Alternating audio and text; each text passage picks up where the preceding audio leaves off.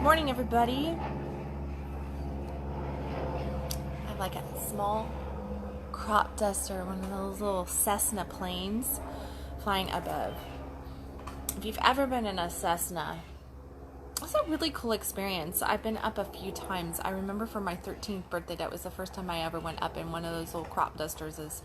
At least that's what we always call them in Northern California. We call them crop dusters because they were flying all over the place and dropping crops out there, because I grew up in farmland of Northern California. So, but I remember at 13 that was a desire of mine, and I really, really wanted it, but my parents couldn't afford to do it.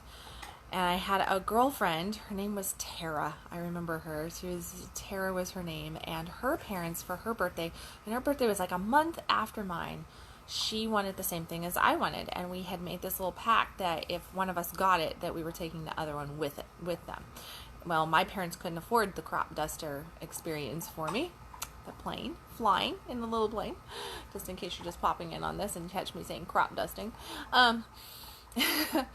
But her parents could, so she actually went and she asked for her 13th birthday for the experience of flying up in this little crop duster. So still managed to manifest that desire even at 13. But anyways, it's past. Now I can get down to the good stuff, not about manifesting plane flights. Although I will be on a plane tomorrow morning off to Mexico, and I am really, really excited about that. I've been to Mexico a million and one times, it feels like. I was just telling Steve, my guy, I was like, I'm just grateful that we're going to Mexico, because it's just like chill time. I feel like it's kind of like, oh, I'm just in Texas. It's not a big deal. Like, whatever. I don't really have to do anything. I can just chill. Swim with the turtles, swim with the fish, snorkel, lay on the beach, put together a program or two, record a class that I'm going to be recording there. I'm not going to be teaching anything live there. I've decided. I was just like, you know what? I could do this. I could do that, but I'm just not feeling it. I am going to get a bunch of work done, though, because that's just the way I roll. So you will be catching Conscious Coffee tomorrow from Mexico. As soon as I get on the ground, get settled in the resort that we're in and everything, I will Conscious Coffee, probably Conscious margarita at that time, or pina colada or something yummy like that, just as I land. So I'll make sure that everybody sees the room and whatever. I have no idea. I really have no idea. Like, I didn't set it up. I have no idea. I'm just going because I said that I wanted it, and then it just happened. I love that when that happens. Love that when it happens. It's absolutely amazing. But over the course of the last few days, the thing that has really been coming to me, and I touched on it yesterday a little bit with Conscious Coffee when I was out and about, is around criticism. And, we are really great at being judgmental about ourselves and about others. As a relationship coach for the last decade plus, it's probably one of the number one things that I see in couples work, where they are, couples are critiquing each other consistently. It gets termed nagging in our marriages and committed relationships. We go, oh, well, and it's typically she just nags me. She nags me. All right. I just want to let everybody know, in today's world, I don't know what it was like back in 1950. Maybe the woman was doing all the nagging. I remember my mother nagging on my father a lot. There's probably a good depiction there. But in today's world, I see a lot of men nagging on women, and it's just, and here's how it comes about. I get a lot of guys that walk into my office with their partners, with their spouses. They're the women that they proclaim that they're best friends with, that they love, that they honor, that they are so turned on to, and they say to me, she's broken, fix her.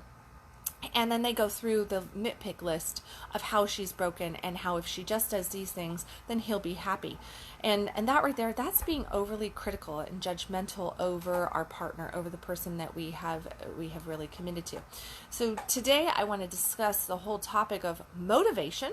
That thing that we look for when we want to do stuff. We're like, well, I got to get motivated for that. Like, okay, I'm looking for the motivation to do it. I'm looking for the motivation to step up. I'm looking for the motivation to make those changes. I'm looking for the motivation. Motivation is not something that you go looking for. So I actually think that motivation is bullshit in a lot of different ways, because If you're waiting for motivation, chances are to come to you, chances are you're never going to do it. That is like one of the biggest, best excuses that we human beings use to just not do what we know that we need to do. Motivation comes from taking the action and then taking the action again and creating the habit of taking the action even when you don't feel like it. Even when you don't feel like it, that's how you get the motivation. It's just doing it. It's like, are you going to ever get really motivated to go to the gym and hurt that first week of going to the gym? No, because you know that it's going to hurt. Are you ever going to get motivated to stop just eating the easy foods and actually slowing down and buying the produce and buying the groceries that you need and not ordering out and not going out, but instead cooking at home? Of course, you could say, oh, well, I'm motivated to do that. You're motivated for about this much of a second, and then it's gone, and then life happens, and you find yourself not motivated to do it. Oh, that's just a little bit too much. Oh, the kids were acting up. Oh, I ran out of time today. Oh, blah, blah, blah, blah, blah. And there went motivation. Motivation is about commitment to making it happen. So, when we criticize somebody, when we judge them and critique them and point out their consistent flaws or the things that we think, oh, let me help you fix it. And sorry guys, you're really great at this. You're really great at There's a reason why men are called Mr. Fix-It. You guys are problem solvers. You are solution getters. You love fixing. It is amazing. It is a superpower of the masculine. And I absolutely love it until I don't love it. And I'm pretty sure that I'm speaking for all women here. It's like, we love it when our guy comes in and rides in and fixes shit for us, but it's the stuff that we want fixed. It's the stuff that we've asked to be fixed. We're not asking for everything to get fixed. There's a lot of stuff, especially our internal stuff, what's going on emotionally with us, where we're at with our bodies, where we're at with, different viewpoints on things, maybe things that we're exploring and testing when we're trying to find ourselves, when we're searching for purpose, for passion, when we're trying to do things differently, we're getting out of our comfort zone. That's not a space for Mr. Fix-It to try to fix it. And you will never fix it. Ever, ever, ever fix it. And you sure as fuck will never motivate your woman, yourself, your child, your friend, your employee, your partner, your anything by criticizing them consistently. If you were always looking at the negative, if you were always pointing out the negative, then you will get that person focused on the scarcity, the fear, the what's wrong with them.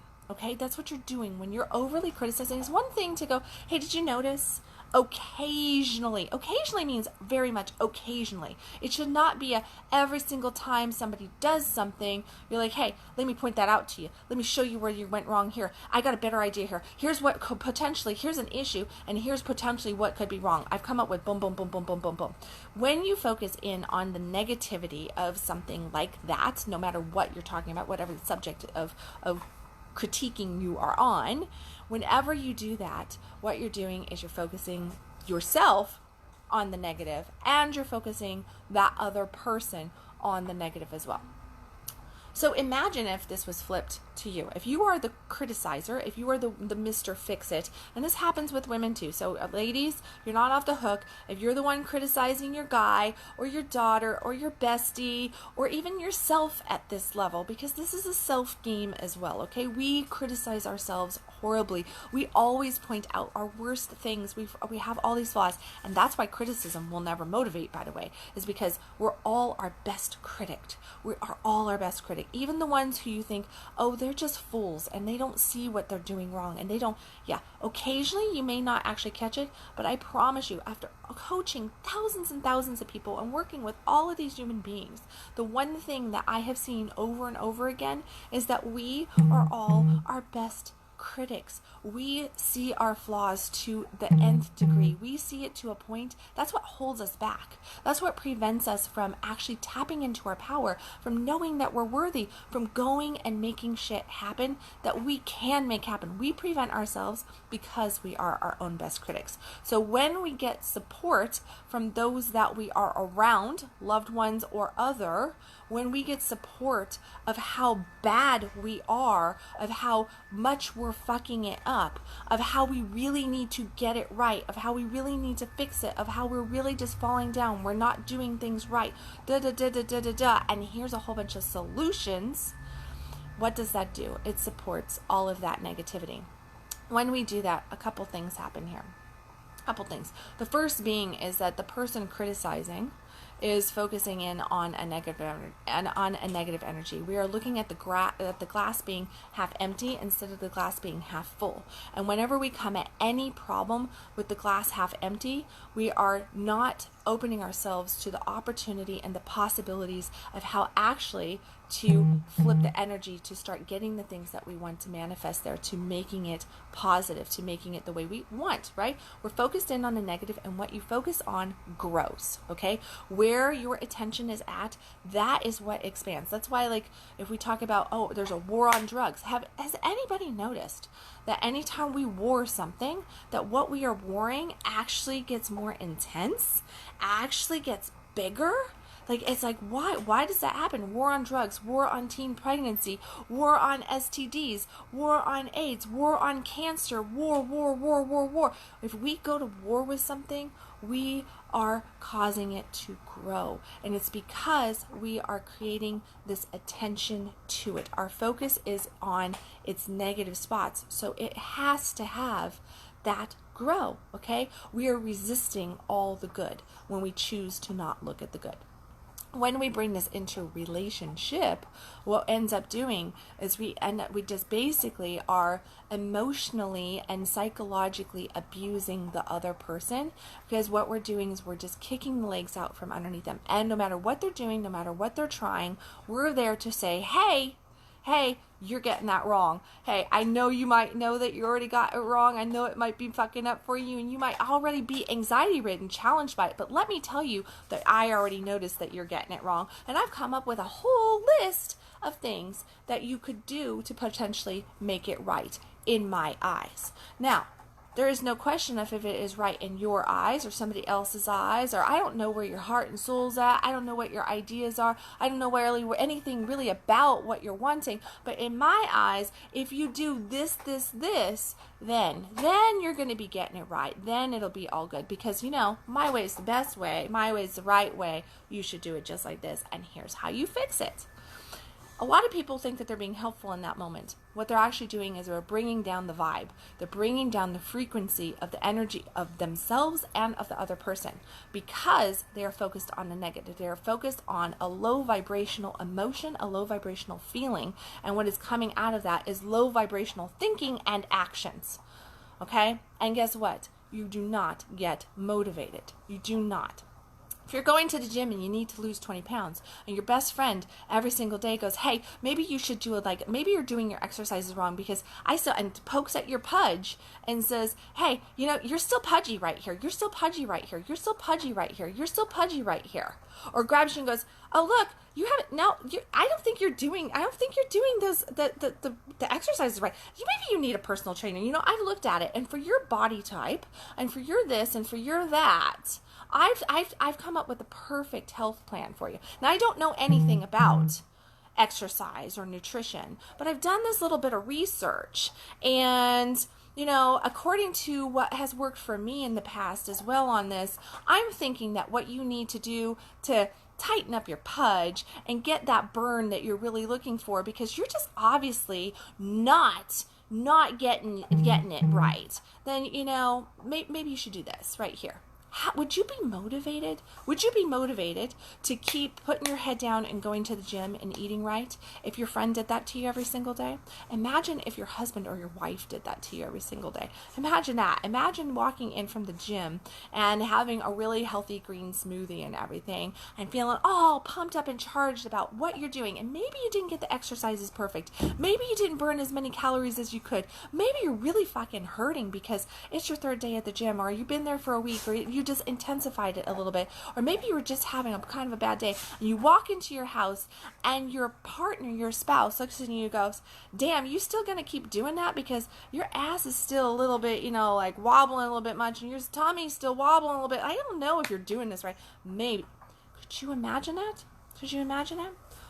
and then them giving you offering when they're not going to the gym, when they're not consuming what you're consuming, them offering a solution to you as to how you could make your workout better, how you could lose weight a little bit better when they're actually not in the trenches with you, and when they have no freaking clue what's going on in here or in here.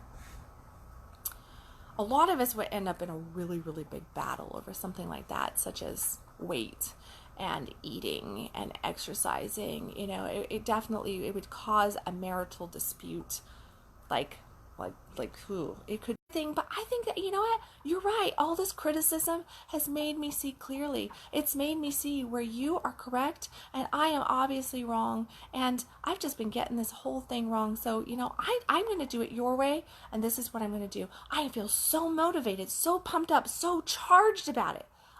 Bullshit, right? There's no way we would do that. We'd be mad at them. We would probably do everything opposite of what they're doing, right? I mean, think about it. Okay, sorry about that. Let's try this again. My internet went out. So, human nature, when we get told that kind of stuff, I don't know who hung in there with me. I'll have to put a note, like, small little segment of where we go out in the internet. We have this big storm coming in. I'm so lucky that I'm going to Mexico, because there is like a thunderstorm coming in. And it's supposed to be like 90 all weekend, but thunderstorm, which means it's going to be really humid around here. So, anyway, when we get told at that level of criticism and critiquing, our typical human nature is to basically go and do it our way and prove a point and make sure that, you know, that we're not doing it the way of the others. That's why teenagers rebel against our parents, because us parents tend to really critique our kids consistently, and then they rebel because they need to go learn their own lessons. Sometimes they're right, sometimes they're wrong. It does not about right and wrong in this moment. It's about the learning of the lessons and the severing of the connection that is there. When we overly critique, we bring down that vibration. We also bring down trust. We make it where the other person will not surrender or be able to be vulnerable in the situation, in the relationship. When we overly critique and judge, we end up shaming and guilting the other person, which will restrict. It will restrict the connection. It will restrict the vulnerability. It will restrict the surrender that people can have with each other, which is something we all want. So our authentic relating ability decreases with the more judgment and criticism that we put on somebody. We do not motivate them not to do what we want them to do, not to do what we think what we think they should do. We motivate them to shut down. We motivate them to detach. We motivate them to move away from that. We motivate them to not listen to us. We motivate them to think that they're not good enough. We motivate them to think that, you know, they are wrong. They're not worthy. There is something wrong. They are broken. They are stupid. They are naive. They are silly. They are ugly. They are fat. They are, get it? So to not make this an overly long conscious coffee, because I got packing to do, I really want you to look at the areas where you might be hypercritical. Get real with yourself. I mean, this is like, I'm telling you, this is a major communication barrier in all relationship. This is a major vulnerability eradicator, you could call it. Like, it makes vulnerability and connection almost null and void, because it is such a major breach of trust. How can you trust somebody who is always looking at your negative, who can never see your positive? How can you trust somebody that no matter what you do, say, act like, no matter how much you change yourself, that they always have something else that they want you to do, something else that would just make you a little bit better? If you would just do this, if you just do that, no matter what you try, they always have something to fix about it, where they're consistently reminding you of the pieces of you that may not be perfect. What? Trying to make you strive for perfection and only pointing out how imperfect you really truly are. That right there, It is an emotional toll that will sever relationship. It may not break apart the relationship, because a lot of people get comfortable in relationship and they stay put, but it will sever the actual relation, connection, intimacy between two people or more. So I ask you to look at those areas that you might be doing this with your spouse, especially, where you might be doing this, like, where are you beating yourself up in your own head consistently like this? Because guess what? You're not going to have intimacy with yourself if you're consistently just beating yourself and going, oh, I get this wrong, I get this wrong, I get this wrong, I'm broken, I'm broken, I'm broken, I'm broken, I'm broken, I'm broken. Really? Look at your positive. Look at the other person's positive, okay? Where are you doing this with your children? Where are you doing this with your friends? Where are you doing this with your employees, with your partners, with all the people in your life? Are you one of those people that sits down at the restaurant and no matter what, no matter how nice, no matter how, whatever you see going on with the waiter, the wait staff there, that you're just bitchy and you just complain because you're trying to make a point to the staff of how overworked they are, of how, they need to get this right, of how timeline it was. Oh my gosh, you took 5 minutes longer to get here and take my drink order than what I expected, even though I saw you working on that table over there. Oh yeah, I saw that. But you know what? Yeah. Are you one of those people? Look at where you're overly judgmental. Look at where you're really, truly criticizing or trying to, because the mentality that we get into when we are critiquing is that we are a good person. We are there trying to help the other person. We are trying to be of service to the other person, to the situation, and what we are actually doing is tearing it all apart. We are not being a service. We are not being a help in those moments when we overboard criticize. We're certainly not motivating. What we're doing is we're basically blowing the other person's world up. We are causing trauma. We are causing emotional issues. We are causing internal issues. We're causing emotional upset. We're causing stress and anxiety on that other person that could be avoided by us not consistently looking at how wrong they're getting it and trying to be so much of help. If somebody needs help, guess what? They'll probably ask for it. And if they don't ask for it, it's not your responsibility to go and try to make it happen. It's their responsibility to come and say, hey, I need help. And if they don't come and say, hey, I need help, a couple things are going on there. Either they need to learn how to ask for help and open up to receiving and opening up to the fact that they can ask and it will be given, or they don't trust you enough because they've had their trust broken with you and they don't feel safe to be vulnerable with you, so they're not going to ask for help. So if they're not coming to you and asking when they actually need help for help, then something like that is going on, okay? And it is not your responsibility to try to fix anything or anybody else for anybody else. The only person you were ever responsible for, the only stuff you were ever responsible for is yourself. The stuff going on in here and in here. You're not responsible for what's going on in anybody else's head or anybody else's heart. You're not responsible for trying to fix their worlds, their problems. No matter how much you starve yourself, you will never fix all the starvation in the world. No matter how broke you make yourself, you will never fix all the people out there who are broke. You never can be broke enough to make everybody else rich enough. You can never, it's like weaken yourself down and take all your health away so that nobody has cancer. Everybody else has, you cannot do that. So stop trying to do that. All you're doing is adding to the problem. That's it. You're just adding to the problem by over-criticizing, over-judging. If you're a judgmental person, to self or to others, realize that you are reducing the vibe, you are reducing the connection, you are resisting abundance, you are resisting intimacy, and you are sure as fuck not motivating anybody. You want to motivate somebody? It's actually more on the lines of like focus on the positive, okay? Like focusing on the positive will help motivate somebody. Pump them up. Give them appreciation. Give them appreciation. It's a fantastic book. It's written by he was a big time guy who trained managers and everything. It was called the 1 Minute Manager is the book that he was very well known for, but he wrote this, I can't remember the name of this to the author. It's from like the 80s, I want to say.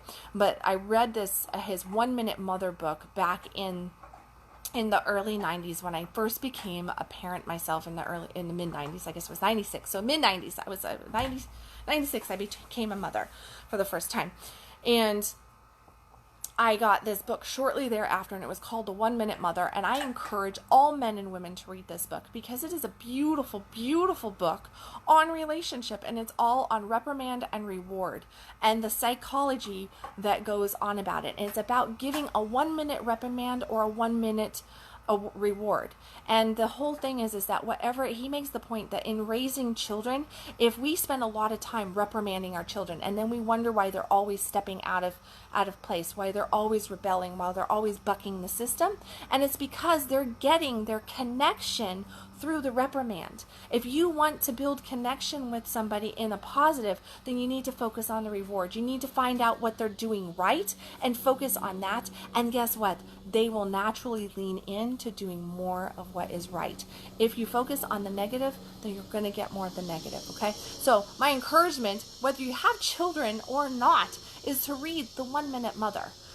Google it, go on Amazon. It's a red book. It's about 120 pages, maybe. It's an easy read, phenomenal, game-changing in the relationship world. It's a very, very powerful book. Yes, it's written for parents, but I can tell you what, we tend to want to parent everybody in our lives. That's why we try to fix it, right? So stop trying to parent everybody. Start looking at rewarding, looking at what they're getting right, applauding them, approving of them, high-fiving them for that stuff, and stop focusing on trying to fix them. On that note, I think I'm just going to focus in on little announcement. Hey, I got spots open for one-on-one coaching right now. Going into fall, I'm going to have some phenomenal little changes going on my website. I'm going to be offering up some subscriptions coming up, fall subscriptions for coaching, which will be running for 4, 6, and 12-week opportunities. If you would like information on that, these are more very short, what I call micro coaching sessions. So they are 30-minute coaching calls or Facebook Live Messenger live video calls. And we can just really focus in on any of these key points to help you manifest the life that you really want, that fuck yes life. Create the fuck yes relationships, create the fuck yes body, create the fuck yes, less lifestyle. Like, what does fuck yes say to you? What is that lifestyle to you? Let's get you going in 4, 6, or 12 weeks. Depending on how much you want to tackle, let's go ahead and do that. I've got amazing subscriptions running for fall right now, just ending up. I just want to bring everybody into 2020 with like just this fuck yes mentality and just nipping some of these seemingly little things that are actually really big things that mess us up. And these little tweaks can change our whole world. So if you are interested in any of that, please look in the comments section. There is my application process in there. Click on that. Fill it out. Let's get on the phone. Let's do a quick phone call. Let's get you lined up to make 2020. Because guess what? Do you guys realize? I know I wrote an article a few months back about it because I had this like mind-blowing moment, but we are not just changing years on the eve of December 31st this year. We are not just changing years. We are moving into a whole new decade. And for me, I'm just like, wow, what did I do with the last decade of my life? What did you do with the last decade of your life? It's a big damn deal. Like, this is a whole decade of our lives that are now over. We are moving in to 2020. If anybody who's over the age of 20, can you guys just like go with me on this and just be like, wow, can you? I remember when it turned 2000 and that, it was Y2K was going to happen and the world was going to do all this stuff and all the computer systems were going to blow up and it was just all this crazy, crazy talk. And here we are 20 years later. I was in Seattle 20 years ago when that was going on, living there, raising my family. So much has happened in the last 20 years. So much has happened in the last decade of my life. I can only imagine some of the things that have happened in yours. What do you want the next decade of your life to really manifest like? Let's talk about it. Fill out the application. Take advantage of the subscriptions I have coming up for this fall and winter for coaching with me. Global coaching. We can make it happen for you. I'm available to you. As always, I love you guys. I will catch you tomorrow from the beach of Mexico. Riviera Maya, here we come. Looking forward to it. And as always, stop existing. Start living. I will catch you tomorrow. Love you guys.